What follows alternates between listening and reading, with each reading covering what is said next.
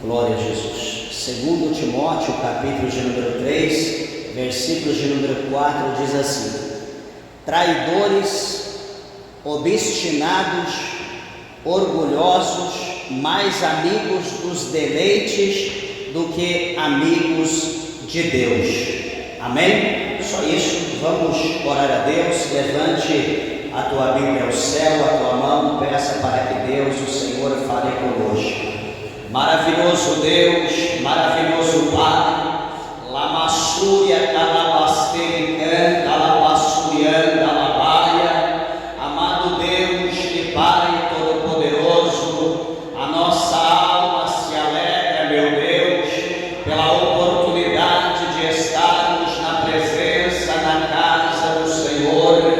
Obrigado, meu Deus, pelo teu trabalhar, pelo mover das tuas mãos. Obrigado, Senhor, pela porta aberta da palavra. Fala comigo, fala com meus irmãos, as minhas irmãs, fala com a tua igreja, meu Deus, com aqueles que estão perto, aqueles que estão a longa distância, meu Pai. Abre, Senhor, a porta do nosso coração e permita com que a tua palavra ela adentre no profundo da nossa alma e que ela venha produzir, meu Deus, o resultado pela qual ela é enviada pelo teu Espírito Santo. Fala conosco, em nome de Jesus, para a glória de Deus. Amém. Podeis assentar, meus irmãos, desocupe vossas mãos e dê uma salva de palmas para Jesus. Graças a Deus.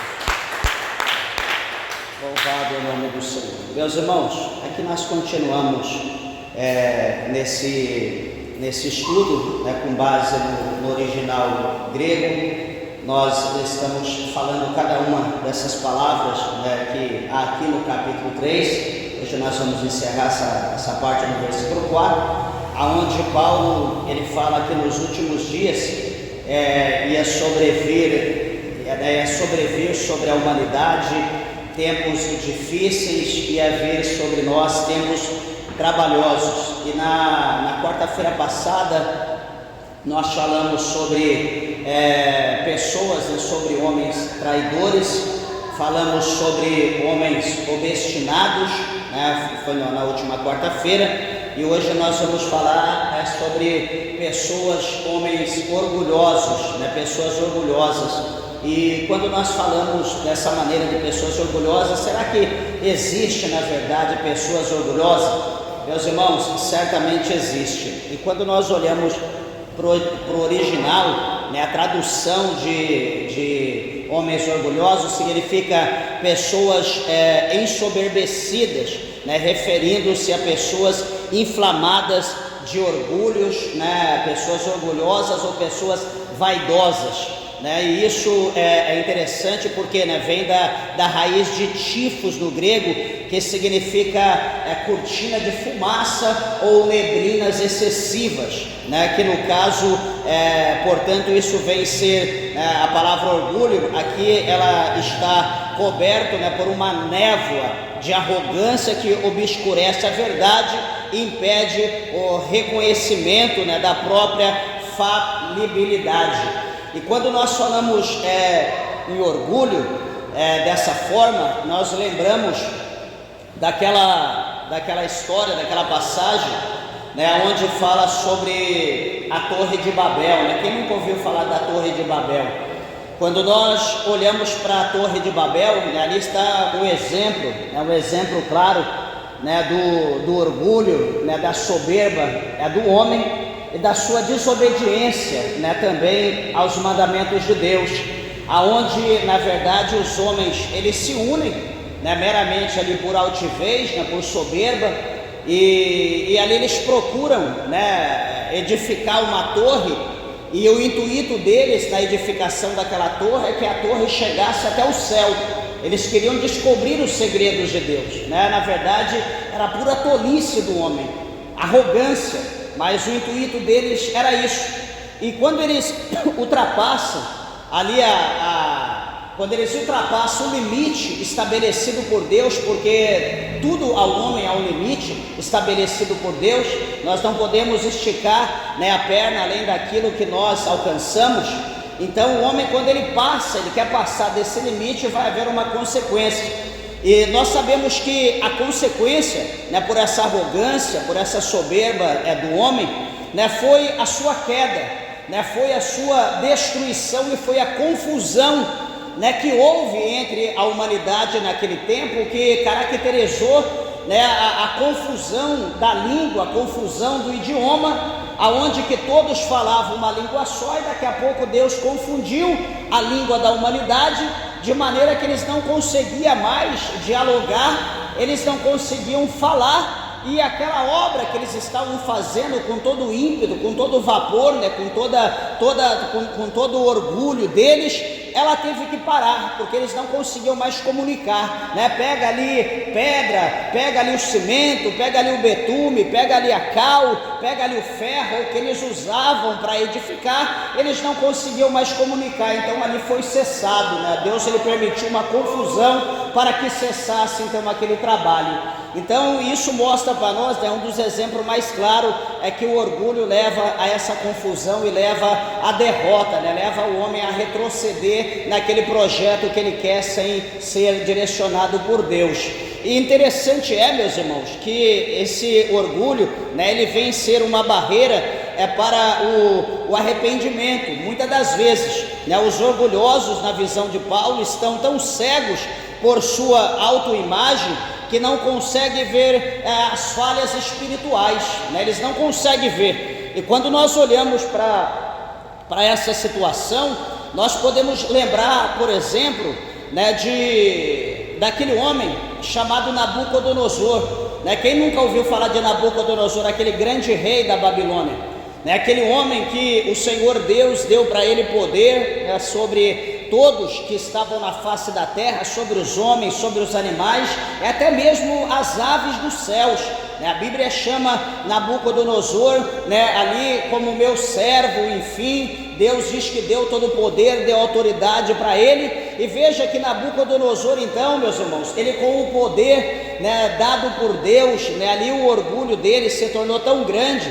o orgulho dele se tornou ali de uma maneira tão grande que cegou aquele homem, de uma maneira que um determinado dia, né, ele estava ali no alpendre ali do seu palácio, ali na varanda, e de repente ele tem uma visão muito ampla ali do seu reino, né, das muralhas do seu reino, da fortaleza. Ele começa a olhar para tudo aquilo, ele começa a olhar, imaginar a sua riqueza, o ouro, a prata, as pedras preciosas, tudo que ele conquistou, né, tudo que foi conquistado ali com a ajuda de Deus, né, porque o homem nada ele faz, ele conquista se Deus não permitir. Então veja que ele conquista, né, aquela riqueza, e agora então ele, com todo aquele poder, né, com toda aquela riqueza, com os soldados fortíssimos, armados, a fortaleza impenetrável, ele olha para tudo aquilo e de repente ele tem ali uma visão, né, um pensamento. Daqui a pouco aquele pensamento dele, ele expressa, ele coloca para fora, ele fala, não é essa a grande Babilônia, né, não é essa a grande fortaleza, a grande Babilônia, né, que eu construí com a força do meu braço, para a glória do meu nome. Meus irmãos, se isso não for um espírito altivo, se isso não for uma soberba, meus irmãos, eu não sei o que é. Então ele mostra o seu orgulho, ele ali é cego, né, pelo seu orgulho, pela soberba, ali ele consegue se tornar uma pessoa cega. Ele diz: essa é a grande fortaleza, é a grande Babilônia, né, que eu construí, né, com a força do meu braço, para a glória do meu nome. Quando ele diz dessa maneira, a Bíblia vai mostrar para nós que lá do céu, né, um atalaia, né, uma testemunha de Deus, um anjo do Senhor, vai bradar lá do céu com grande voz, e vai bradar, vai dizer: desce, né, vai mandar ele te humilhar, e vai dizer: ó rei, né, o Senhor passou de ti o teu trono, e agora tu vai viver com os jumentos monteses durante 7 7 tempos, você vai ser molhado pelo orvalho do campo, até que você reconheça que o Altíssimo reina, que Ele vive, que Ele tem poder sobre os habitantes da terra. Lava sob a calabaçuri canta, labasterianda, labracheia. Oh, meus irmãos, coisa terrível é quando o homem ele olha para ele, quando o homem ele olha para alguma obra, quando o homem olha para alguma conquista, ele diz: realmente eu sou terrível, realmente eu sou bom, realmente eu sou poderoso, realmente eu sou intelectual, realmente eu sou inteligente, realmente eu sou, olha, enfim, fala um palavrão e acha que aquilo que ele fez, que ele conquistou, é porque ele é alguma coisa. Meus irmãos, sabe o que nós somos? A Bíblia diz que nós somos pó, e para o pó nós vamos voltar, nós não somos nada.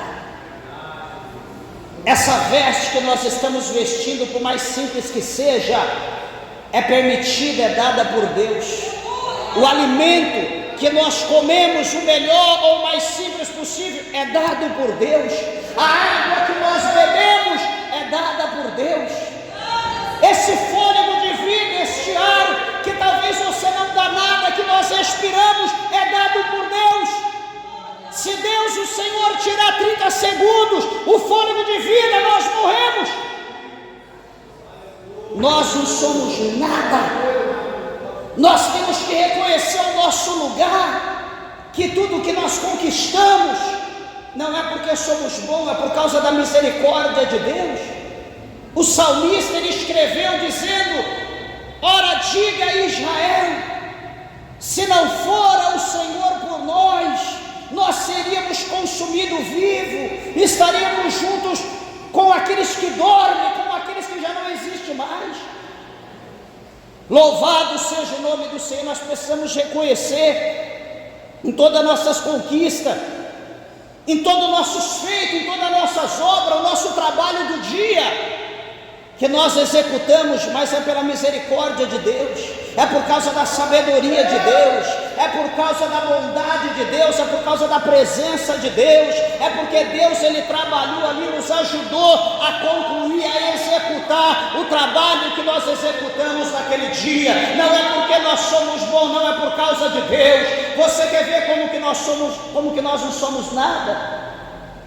Meus irmãos, quantos de nós que vamos chamar alguém que a gente convive todo dia, e de repente a gente olha para a pessoa, vai chamar o nome da pessoa e deu branco, a gente esquece o nome da pessoa. Isso tem acontecido constante comigo. Eu vou falar alguma coisa, dá o branco, eu fico ali, hoje, agora preparando para vir para o culto, barbeando, fui falar algo com a minha esposa, ela falou antes de mim, e cortou, deu branco no que eu ia falar. O que você ia falar? Falei, não, esqueci, deu branco, até agora eu não lembrei. Então veja que por mais que a gente estude, por mais que a gente busque conhecimento, nós somos falhos, meus irmãos. Nós aqui pregamos, nós fazemos a obra de Deus pela misericórdia, pelo Espírito Santo de Deus. Não é pelo nosso estudo bíblico, não é pela nossa teologia, não é por algum outro curso aleatório que nós conseguimos pregar a palavra de Deus, mas é porque o Espírito de Deus ele reina sobre a nossa vida, ele mora. A Bíblia diz que nós somos templo, nós somos morada, nós somos habitação do Espírito Santo de Deus. Louvado seja o nome do Senhor. O Senhor ele é digno de toda honra, de toda glória no nosso meio. Canamassobia, Camanácia, Surimicanta, Labracheia. Falando, meus irmãos, de orgulho, nós vemos, concluindo aqui, nós vemos em Nabucodonosor, que quando o Senhor decretou a sua destituição do trono, ele foi pastar com os juízes monteses no campo, e ali ele ficou por 7 tempos ou 7 anos, pastando, comendo com os animais, sendo molhado pela chuva, pelo orvalho, até que um dia, ele pastando, ele olhou para o céu. Raridade é ver um animal olhar para o céu. Quem já observou a vaca pastando, o cavalo pastando, eles sempre estão de cabeça baixa, sempre estão pastando. estão bebendo água, sempre estão ali de cabeça baixa, né? Você nunca vê eles olhando para o céu, olhando para alguma coisa, está sempre de cabeça baixa, a não ser quando vai comer alguma folha, alguma coisa da árvore que levanta, mas está olhando para a árvore, para aquilo que ele vai comer. E chegou um dia que Nabucodonosor, então ele cessa ali, ele como animal, ele olha para o alto, e quando ele olha para o alto, então começa a voltar ali o seu entendimento, alguma coisa começa a se conectar, Deus começa a conectar com ele, e ele começa a entender, ele começa a lembrar quem ele era, ele começa a lembrar o que ele era, o que ele é, ele começa a olhar para os céus, ele começa talvez ali numa visão, a Bíblia não relata, mas ele começa talvez ver o eterno, ele começa a ver o grande trono, ele começa a ver a glória de Deus, então ele reconhece que ele é um miserável, ele reconhece que ele não é nada, ele reconhece que ele ali é pó, que ele ali é uma folha levada pelo vento, então vem a memória, realmente o eterno reina, realmente o eterno tem poder, ele domina sobre todos os habitantes, sobre tudo que existe na terra. Então quando ele tem essa consciência, foi restituído, então ele foi transformado, passou por um processo de uma metamorfose, ele então volta novamente e é restituído agora o seu trono, o seu reino, e ali ele faz o edito que todos têm que adorar o Deus, o Criador dos céus, o Criador da terra, o Deus de Daniel.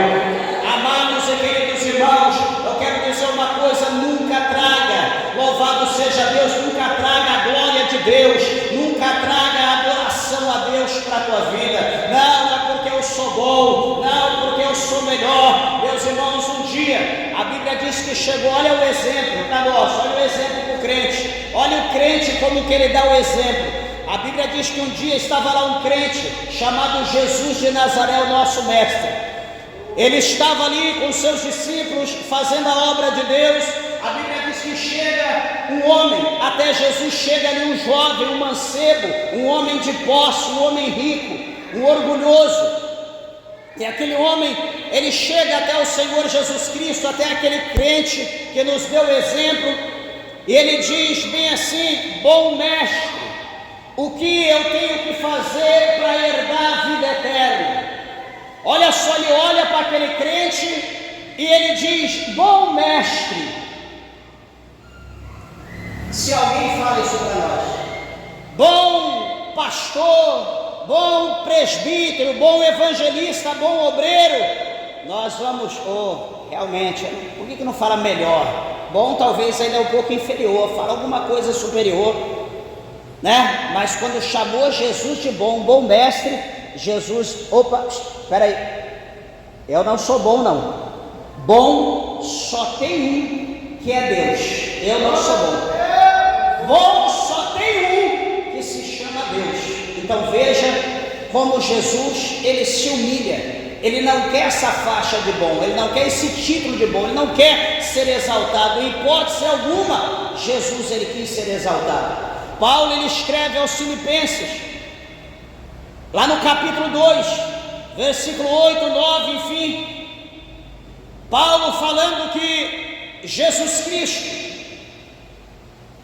ele não quis se exaltar assim e soberbecer, não quis ser como Deus, mas ele renunciou à sua glória, ele renunciou à sua majestade, ele renunciou a tudo aquilo que ele tinha no céu, ele renunciou e foi diminuindo, ele se tornou um embrião, e ele, nessa forma tão pequena, quase invisível, ele foi ali, pelo Espírito Santo de Deus, colocado sobre o ventre de uma virgem chamada Maria, escolhida por Deus, para ser ali o ventre, o útero que ia gerar Jesus Cristo, Filho de Deus. Ele tão grande, tão poderoso, ele se humilhou na forma de um servo. Ele não quis ser como Deus, mas ele se humilhou, e ele nasceu, e ele viveu aqui nessa terra, dizendo que ele veio não para fazer a sua vontade, ele veio não para fazer os seus desejos, mas ele diz que ele veio para cumprir toda a vontade de Deus. vontade do Pai, e Ele veio para que nós o imitássemos, para que nós o seguíssemos as suas pisaduras. Quando nós olhamos para essa passagem, nós olhamos para nós, e nós então, olhando para isso, surge uma pergunta: será que nós estamos renunciando a nossa maneira de viver, tudo que nós estamos envolvidos, todas as coisas que estão ao nosso redor, que nos cabe, que conquistamos ou que está aí para nós conquistarmos? Será que nós estamos renunciando todos os prazeres desse mundo para fazer unicamente a vontade de Deus? A pergunta é: quem é que está fazendo essa renúncia? Quem está renunciando todas as coisas para fazer a vontade de Deus? Jesus, Ele deu para nós o exemplo, e nós precisamos dar o exemplo. E a pergunta é: será que nós estamos dando esse exemplo? Será que nós estamos renunciando? Meus irmãos, nós olhamos para a palavra de Deus, nós vemos um homem, chamado Simão, lá no capítulo 8 de Atos dos Apóstolos, capítulo 8, verso 18 até o verso 24, Atos dos Apóstolos, capítulo 8, do 18 ao 24, a Bíblia fala de um homem chamado Simão. Não é Simão Pedro, chamado Simão o Mago. Aquele homem que ele era tido aos olhos dos habitantes de Samaria ou de Samaria, ele era tido ali como, capítulo 8, verso 18 ao 24 de Atos, esse homem, ele era tido como um grande personagem, ele era tido como um grande ator, ele era tido como uma pessoa divina, ele era tido como um representante legal, um embaixador de Deus ali em Samaria. Alguém pode perguntar: mas por que, pastor? Porque esse homem, ele era diferente das outras pessoas. Era um homem que a Bíblia diz que ele enganava as pessoas com artes mágicas. Por isso que era Simão o Mago, porque ele praticava artes mágicas.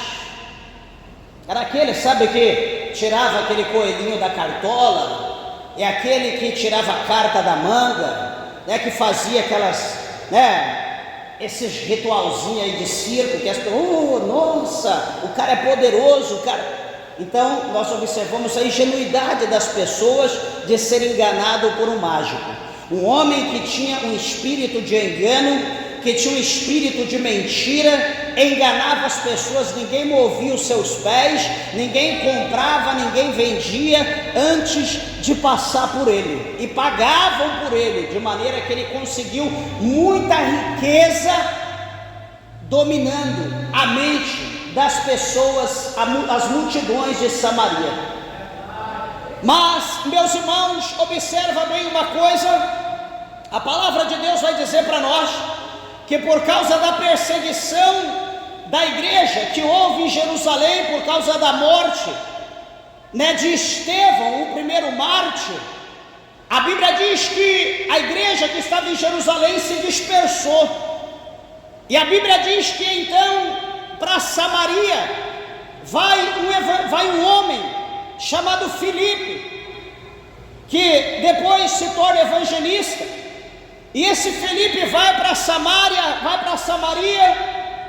e ele começa a anunciar Jesus Cristo, ele começa a pregar Jesus Cristo crucificado, Jesus Cristo que ressuscitou, e quando ele prega o nome de Jesus, as pessoas cegas enxergam, os mudos falam, os surdos ouvem, os coxos andam, as pessoas endemoniadas são libertas, os demônios são repreendidos, é mandado para o inferno. Meus irmãos, sinais, prodígios e maravilha começam a acontecer em Samaria, de maneira que aquele Simão, de maneira que aquele mago, ele começa a ficar atônito, exaltado, altivo. Nós estamos falando aqui de orgulho. Aquele homem então, com todas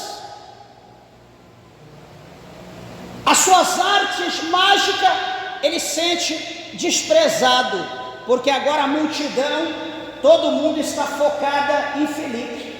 Felipe está pregando, todo mundo está focado, ele está lá sozinho. Ué, não veio ninguém aqui trazer um café? Não veio ninguém trazer o almoço? Não veio ninguém trazer o lanche da tarde?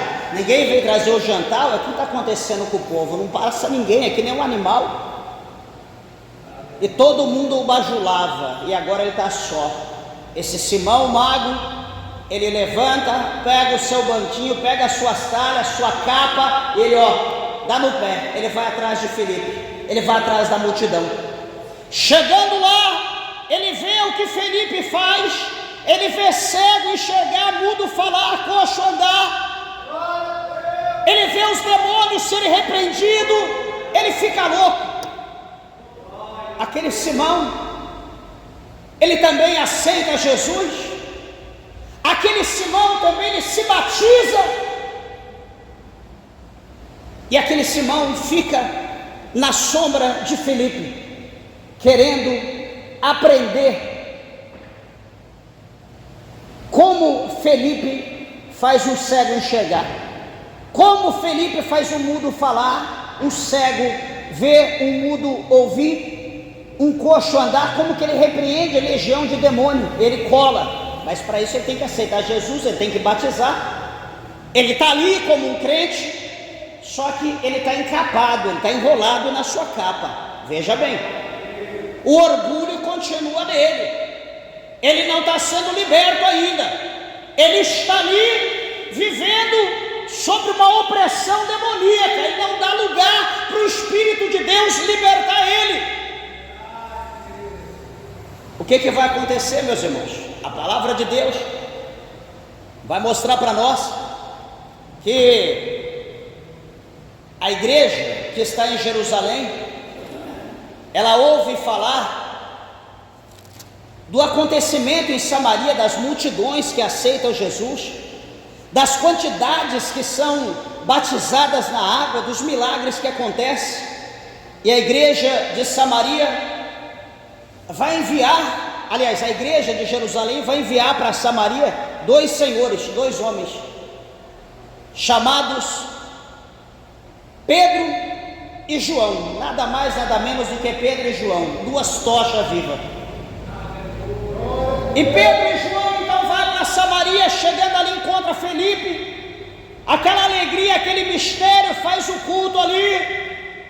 E então Felipe diz: agora nós vamos orar para Jesus batizar com o Espírito Santo, com fogo. Aquele que crer agora vai ser batizado. Eu vou orar, Pedro e João vai impor as mãos sobre vocês, e vocês vão ser batizados com o Espírito Santo. Vocês vão receber os dons do Espírito Santo. Vocês falarão em novas línguas. Vocês profetizarão. Vocês receberão a promessa. Vai ser cumprida, vai derramar sobre vocês o Espírito Santo. Vamos orar. E então Felipe começa a orar, vai dando glória, vai dando aleluia, glória, glória, glória, glória, glória. Felipe começa a orar, vai dando glória a Deus, vai dando aleluia, glória a Deus, e começa a orar, começa a clamar. A multidão vai dando glória, a multidão vai dando aleluia. Pedro e João se levanta, vai impondo as mãos, e aquelas pessoas que recebiam ali o calor da mão de Pedro, o calor da mão de João, começa a incendiar, começa a falar em mistério, começa a pular como pipoca, começa a falar em língua estranha, agora começa a profetizar, e aquele negócio fica profundo, fica tremendo. Lá na soube a calabra cheia, coisa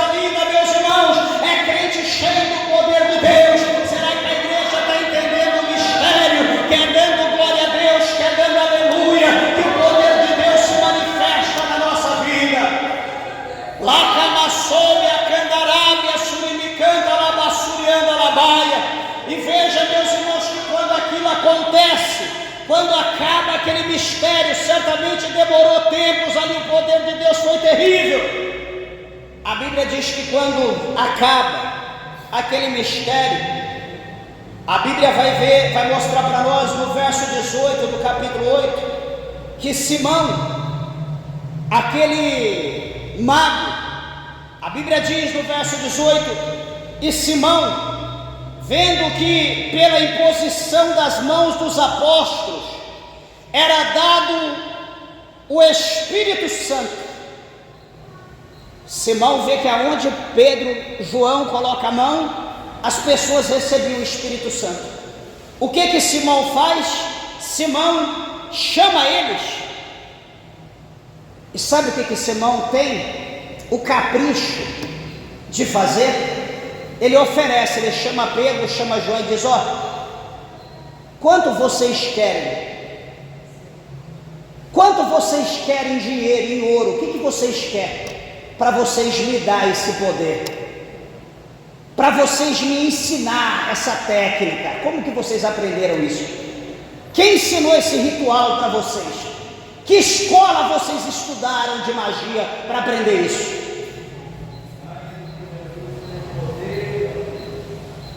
Ele diz: dai-me também a mim esse poder, para que aquele sobre quem eu puser as mãos receba o Espírito Santo. Meus irmãos, esse mago, esse homem aqui, é interessante nós olharmos para a situação, que esse homem, ele não estava liberto, ele não estava querendo aquele poder do Espírito Santo, para de fato converter vidas a Cristo, levar arrependimento, transformação, mudança. Ele estava querendo comprar, ele queria comprar aquilo para ele manipular as pessoas posteriormente, ganhar, cobrar, porque ele estava querendo comprar. Então, se ele comprou, ele pagou, então para ele manifestar aquilo, ele iria cobrar um grande valor. A Bíblia diz: de graça recebei, de graça também dá. Então veja, aquilo Pedro recebeu de graça, João recebeu de graça, eu aqui recebi o dom de graça, a igreja que os irmãos que têm receberam de graça. E por que nós vamos cobrar aquilo que nós recebemos de graça? De graça nós recebemos, de graça nós temos que dar. Meus irmãos, aqui perto, em São Paulo, nós estávamos dirigindo uma igreja lá na capital de São Paulo, perto de um bairro chamado Penha, quase perto do centro de São Paulo, e dirigimos uma igreja, isso cerca de talvez uns 20 anos atrás, e está dirigindo uma igrejinha pequena, uma congregação. E o que acontece? Chegou uma mulher, e a gente estava novo ali na igreja, e uma mulher chegou em mim no final do culto e conversou dizendo: pastor, o senhor faz campanha no lar? Eu falei: faço, a gente faz sim. Ela falou: eu precisava que o senhor observasse a disponibilidade do senhor para fazer uma campanha na minha casa. Eu precisava que fosse feita uma campanha lá, as coisas estão complicadas, para Deus trabalhar na minha família, abrir as portas, enfim e tal. Eu peguei e falei: não, vamos fazer sim. Agendei lá, vi o dia, falei: pode ser tal dia? A gente vai fazer 7 dias então. 7 dias? Eu falei: a pessoa quer ser 3. Eu peguei e falei: não, vamos fazer de 7. E pode ser depois que acabar o culto? Ela falou: pode. Eu falei: então tá bom, então nós vamos fazer. E ela falou: mas quanto que fica? Quanto que o senhor cobra a campanha de 7 dias? De 3 dias não é mais barato? Eu peguei e falei: quanto fica? Como assim? Ela falou: não, para o senhor fazer a campanha. Ela: quanto o senhor vai cobrar? Eu peguei e falei: não vou cobrar nada não. Aí a senhora faz um voto com Deus, e Deus te dando a vitória, a senhora paga o voto na igreja para ajudar a obra, e amém. Ué, mas não vai cobrar nada não? Eu falei: não. Por quê? Ela falou: não, porque na igreja que eu fui ali, para fazer 3 dias era um valor, para fazer 7 dias eles iam cobrar R$300. Eu tinha que pagar R$300 para fazer os 7 dias. Isso há 22 anos, de 20 a 22 anos atrás. Os irmãos estão entendendo? Então quer dizer, Deus dá para nós o dom de graça, e agora eu vou cobrar para fazer a obra de Deus? Você está entendendo como que é? Naquela época, 20 anos atrás já tinha isso. Imagina hoje quanto está se cobrando aí, igrejas, homens, né, mulheres, aí se diz profeta, profetiza de Deus para fazer a obra de Deus. Qual a garantia que ele vai dar cobrando que Deus vai operar o milagre? Ele tem poder para fazer alguma coisa se Deus não tomar frente? Então esse homem ele queria receber para poder cobrar das pessoas. Só que o versículo de número 20, a Bíblia vai dizer que Pedro, ouvindo aquilo, Pedro vai dizer bem assim para ele: olha, Simão, mago, o teu dinheiro seja contigo para a perdição, pois cuidaste que o dom de Deus se alcança por dinheiro. Tu não tem partes nem sorte nesta palavra, porque o teu coração ele não é reto diante de Deus. Pedro continua dizendo: arrepende-te, pois, dessa tua iniquidade, e ora a Deus, para que porventura te seja perdoado o pensamento do teu coração. E Pedro encerra dizendo: pois vejo que está em fel de amargura, em laço de iniquidade.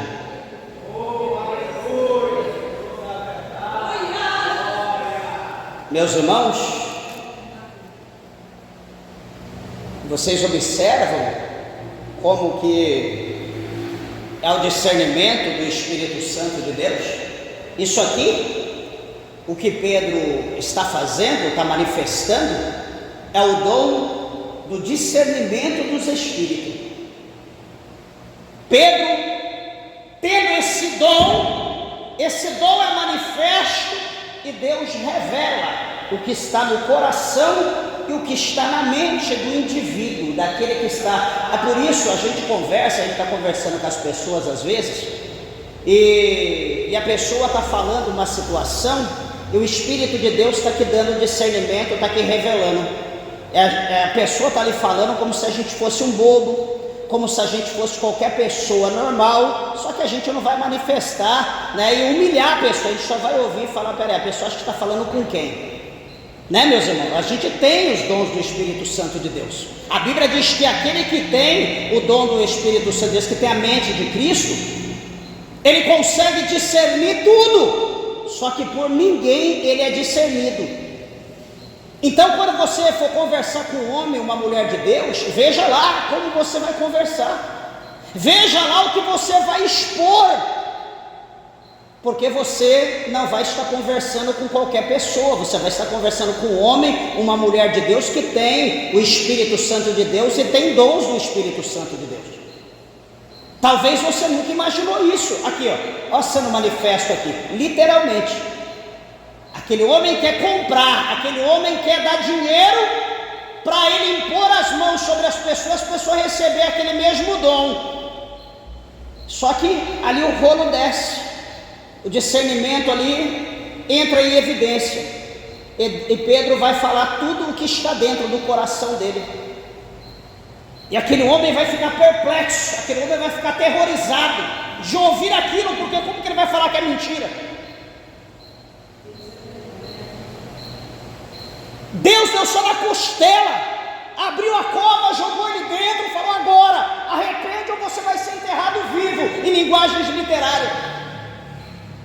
O que aquele homem vai dizer? Na sequência, ele vai dizer para Pedro: Pedro, por favor, ore a Deus, para que Deus tenha misericórdia da minha alma. E nem ele vai orar, ele já era crente, ele já era batizado.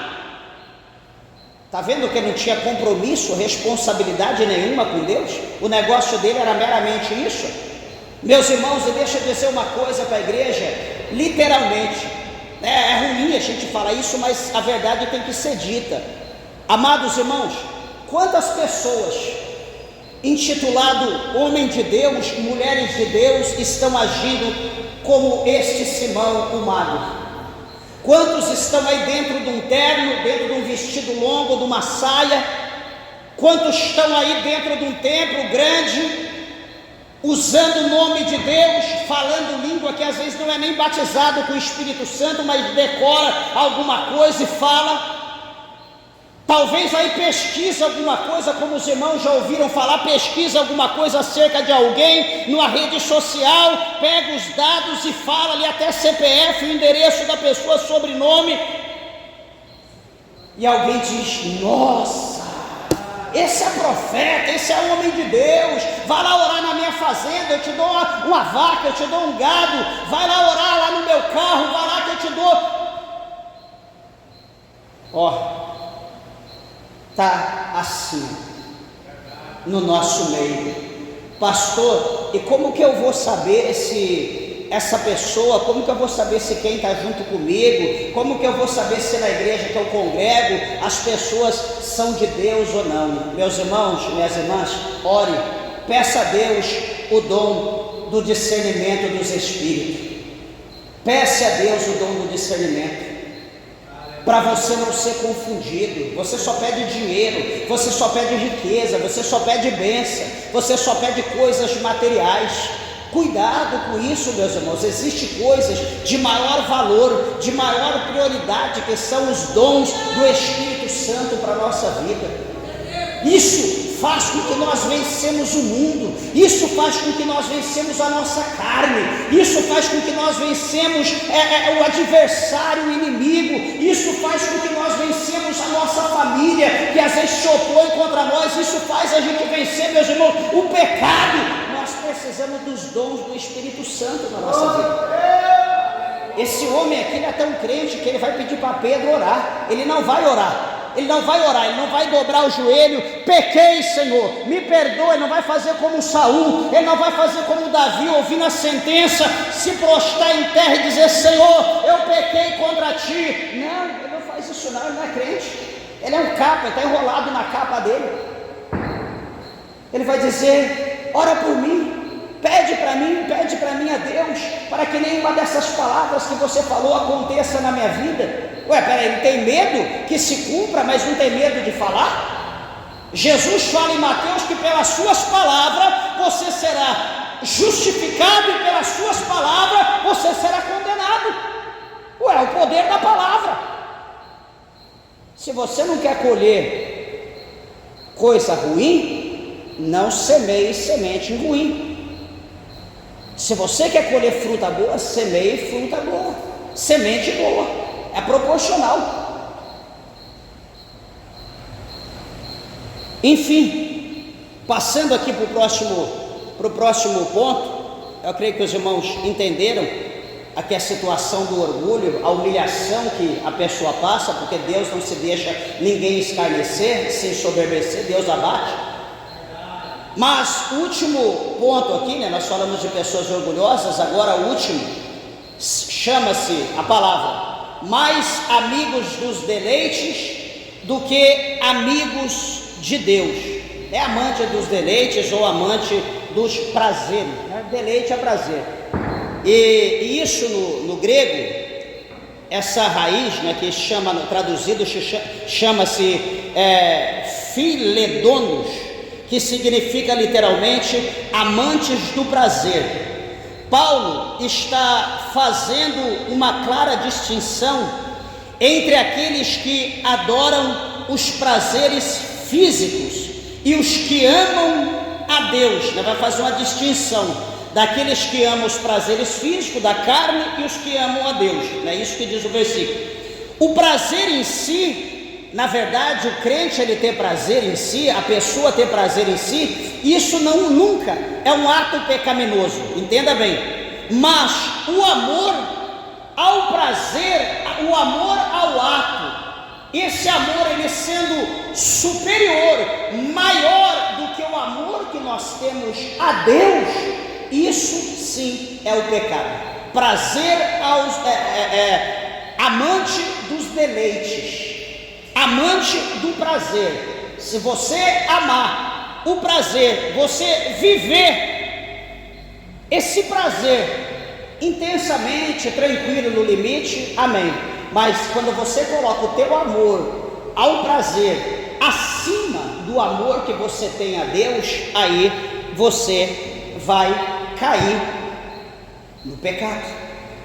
Interessante é que, presta bem atenção, que essa distinção é entre aqueles que adoram os prazeres físicos e os que amam a Deus. O prazer em si não é pecaminoso, mas o amor ao prazer acima de Deus é o que leva o afastamento do homem a Deus.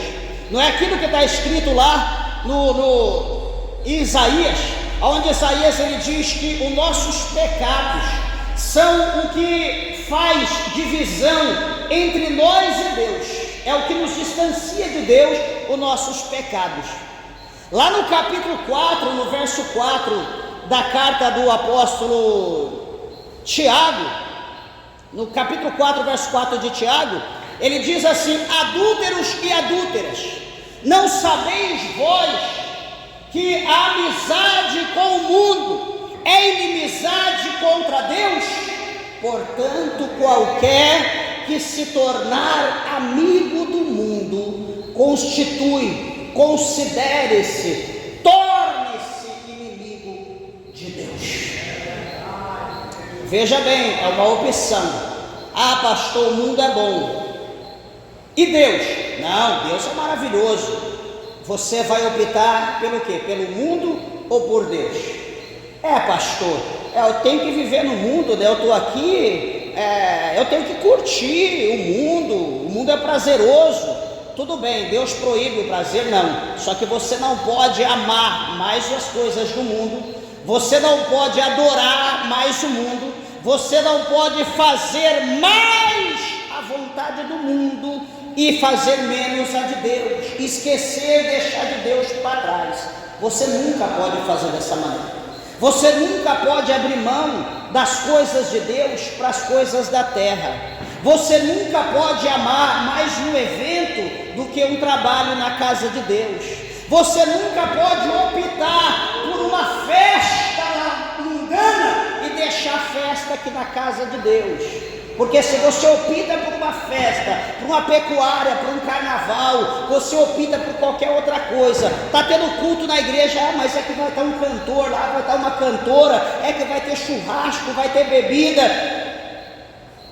Espera aí, então vai ter isso? Vai. Faz o seguinte, você é crente, eu sou crente, então venha primeiro para a casa de Deus, adore a Deus, cultue a Deus, faça a sua festa espiritual, apresenta o evento a Deus, pede: Senhor, se for da tua vontade, permita que eu vá, toma a frente, me guarda, me livre, tampe o meu ouvido, o meu coração, os meus olhos, para que eu não peque contra o Senhor e que eu possa comer, beber, me alegrar e vir embora em paz com a minha família. Isso é pecado? Não.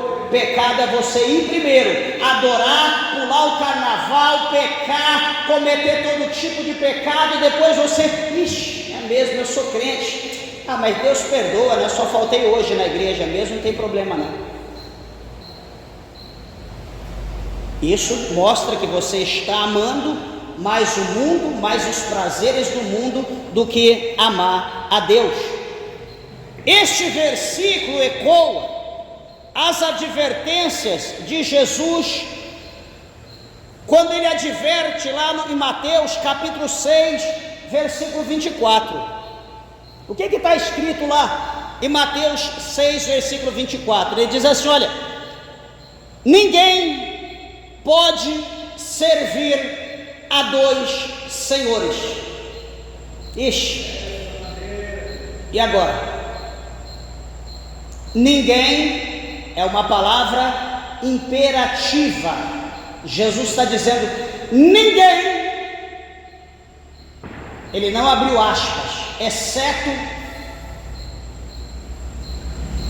o bispo, exceto o apóstolo, exceto o pastor, exceto o presbítero, exceto o evangelista, exceto o obreiro, exceto a obreira, exceto o crente, e fecha aspas, e o resto. Não, ele não está dizendo, ele está dizendo ninguém. Mateus 6, 24. Ninguém pode servir a dois senhores. Meus irmãos, o que é servir a dois senhores? Jesus ele fala lá que essa situação de servir a dois, eu vou simplificar, porque vamos supor, aqui está o senhor da direita e o senhor da esquerda.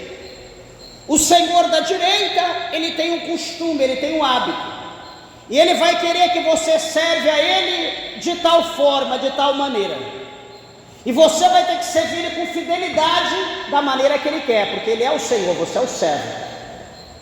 Beleza, daqui a pouco na tua hora vaga, no intervalo, no descanso, você vai servir o Senhor da esquerda. O Senhor da esquerda, ele tem os seus hábitos, o seu costume, e ele quer que você serve a ele do jeito dele, porque ele é o Senhor, você é o servo. Você vai ter que se dedicar e servir ele como ele quer. Você não tem opção, é do jeito dele. Você vai falar, não, tá bom, Senhor, eu vou fazer do teu jeito. E você está servindo ele do jeito que ele quer. Na hora vaga, você volta e vai servir aquele do jeito que ele quer. Você conhece, você sabe como ele é, você sabe que ele é rígido, você sabe que ele é ríspido, você sabe que ele... Então você vai fazer a vontade dele. Meus irmãos, com essa base, você acha que a gente está servindo a Deus desse jeito? Por que Jesus está dizendo? Porque lá nesse capítulo 6, desse versículo 24, ele fala o nome dos senhores. Ele fala que um Senhor chama-se Deus, né? Um Senhor chama-se Deus e o outro Senhor chama-se Mamon, que entre aspas quer dizer riqueza, ou seja, tudo aquilo que vai trazer lucro para nós, tudo aquilo que vai trazer dinheiro para nós, ou seja, então, o nosso trabalho, tudo aquilo que nós estamos envolvidos, isso chama-se Mamon. Jesus então está proibindo nós de trabalhar? Não. Jesus só está dizendo que não permite nós sermos escravos da riqueza, ser escravo de Mamon, ou seja, servir a Mamon de uma forma tão calorosa, tão profunda, tão íntima, que nós não venhamos ter tempo de servir a Deus. Peraí, por que eu não fui na casa de Deus hoje? Porque eu estou trabalhando. Por que eu não fui na casa de Deus domingo? Porque eu estava trabalhando. Por que eu não fui na casa de Deus na sexta? Porque eu não estava trabalhando. Por que eu não fui no culto de missão? Porque eu estava trabalhando. Por que eu não fui fazer evangelismo? Porque eu estava trabalhando. Jesus está a favor disso? Jesus está alegre, está batendo palma? Não, você está adorando, você está servindo mais a um do que a Deus. Deus é primazia.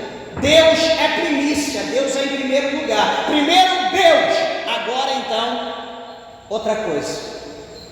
Primeiro Deus, depois o trabalho. Primeiro Deus, depois a família. Primeiro Deus, depois os amigos. Primeiro Deus, depois os negócios. Mas eu pergunto, a pergunta que surge: quem está fazendo isso hoje? Nunca essa palavra esteve tão viva e tão correta para os dias de hoje como hoje. O que está escrito? Mais amigos dos deleites do que amigos de Deus. Hoje a nossa amizade com Deus está sendo quando o cinto aperta. Hoje a amizade com Deus está sendo quando a casa cai. Hoje a amizade com Deus está sendo quando eu sou mandado embora do emprego. Hoje a amizade com Deus está sendo quando eu estou acamado, quando eu estou doente. Chama a igreja para vir orar, para vir fazer campanha, para visitar. É assim que a gente lembra de Deus, é quando o chicote estala no lombo. Porque quando está tudo bem, quando eu estou conquistando, quando eu estou crescendo, quando eu estou possuindo, Deus entende, Deus sabe. Deus sabe que você está sendo hipócrita, Deus sabe que você está sendo um covarde, Deus sabe que você está sendo ingrato.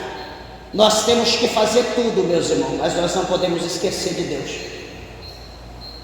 Nós não podemos esquecer. E hoje tudo que a gente diz é: Deus entende, Deus ele sabe, Deus sabe que eu preciso. Será que Deus entende isso, meus irmãos? Será que Deus ele quer ser trocado? Olha o que o Senhor fala aqui, ó. Já vou encerrar. Olha o que o Senhor fala aqui no capítulo 1 de Malaquias.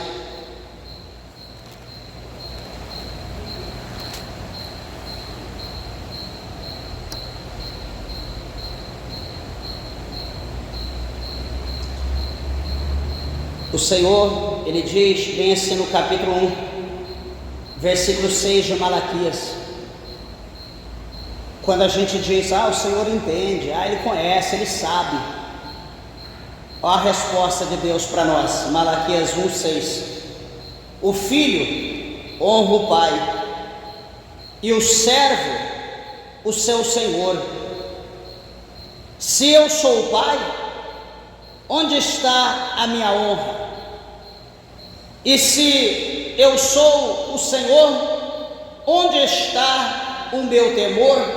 Diz o Senhor dos exércitos a vós, ó sacerdotes que desprezais o meu nome, e vós dizeis, em que nós temos desprezado o teu nome? Meus irmãos, a Bíblia diz que o Espírito de Deus que habita em nós, ele tem ciúmes.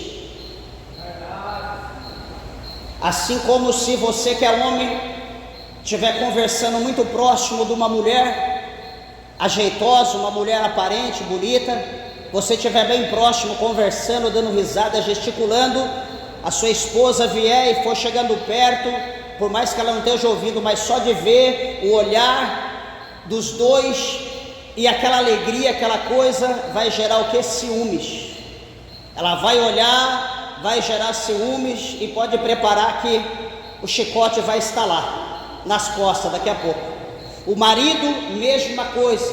Se vê um homem conversando com a mulher dele, bem perto, próximo, dando risada, conversando, falando, por mais que ele, mas só de ver, daqui a pouco vamos ter que conversar, o negócio vai ser estreito. A Bíblia diz que o Espírito que habita em nós, ele tem ciúme. Deus, ele tem ciúme do nosso relacionamento. O relacionamento com ele e o relacionamento com o mundo. Deus, ele tem ciúme. E queira Deus, meus irmãos, que esse ciúme não venha gerar um remorso, um divórcio, uma separação eterna de Deus para com nós, de nós para com Deus.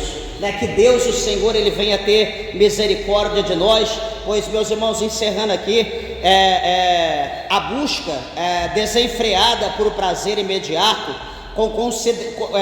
sem considerar as implicações morais ou espirituais, nessas aplicações espirituais e relevância para os dias atuais, no caso nos dias de hoje. Isso aqui traz para nós, esse estudo aqui que nós estudamos, traz para nós, dá para nós um entendimento, que tudo aquilo que o apóstolo Paulo ele pregou, nos seus dias, os acontecimentos que houve nos seus dias, tem acontecido hoje e vai acontecer. Então Paulo quer mostrar para nós aqui por intermédio desse capítulo, desses versículos que nós lemos, e quer nos instruir, na verdade, a nos afastar dessas situações, dessas coisas que estão aí acopladas, que estão envolvidas no mundo, que nós olhamos assim, achamos tudo natural, achamos tudo comum, as coisas tudo são lícitas, nós olhamos assim, mas nós temos que saber que todas as coisas é lícita, mas nem todas as coisas convém para o crente.